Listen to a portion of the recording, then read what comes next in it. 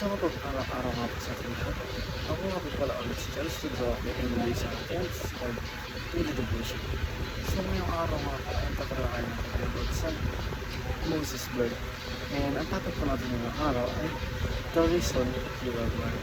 So ang ating po dyan ngayong araw ay magpagpaan sa Exodus chapter 2. And ang sabi pa rito ay may isang lalaki sa lipi ni Levi na humayo at nag-asawa ng isang anak na babae ni Levi.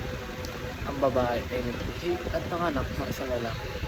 Nang kanyang makita na ito ay maganda, kanyang itinago ito ng 3 buwan.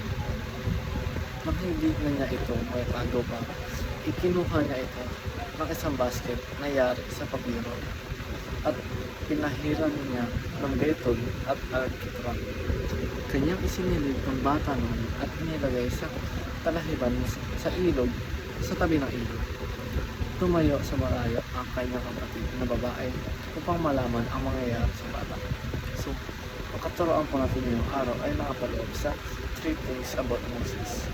At ang una po rito ay Moses' birth foreshadows the coming of Christ. So, ang pagkapanganak daw ni Moses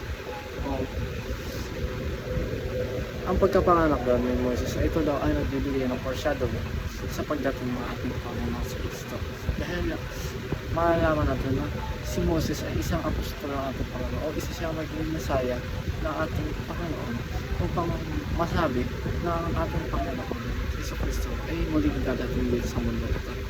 And kailangan natin sundin kung ano ang sinasabi ni Moses dahil siya ang nagpo-foreshadow sa pagdating ng ating Panginoon sa Kristo. And ang pangalawa po sa pagkataon, Moses grew up with a strong sense of justice. So, si Moses daw ay lumaki with a strong sense of justice. So, hindi siya basta-basta mababalaktot sa anumang pangyayari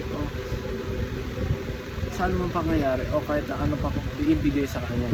Kahit nabigyan ng malaking pera si Moses ay hindi mababali ang kanyang paniniwala dahil meron siyang strong sense of justice dahil siya ay nagtitiwala sa ating Panginoon at sumusunod lamang siya sa kung ano ang nakasulat sa Biblia o kung ano sabi ng ating Panginoon. So, ang last naman po sa ating katanungan ay Moses was unqualified and yet qualified. So, sinasabi rito, no? Si Moses raw, kahit siya ay unqualified, nagiging kwalipikado pa rin siya sa pamamagitan ng kanyang Panginoon o ng ating Panginoon. Hindi tumigil si Moses kahit na alam niya na siya ay unqualified dahil malaki ang paninindigan niya at meron siyang strong sense of justice sa ating Panginoon.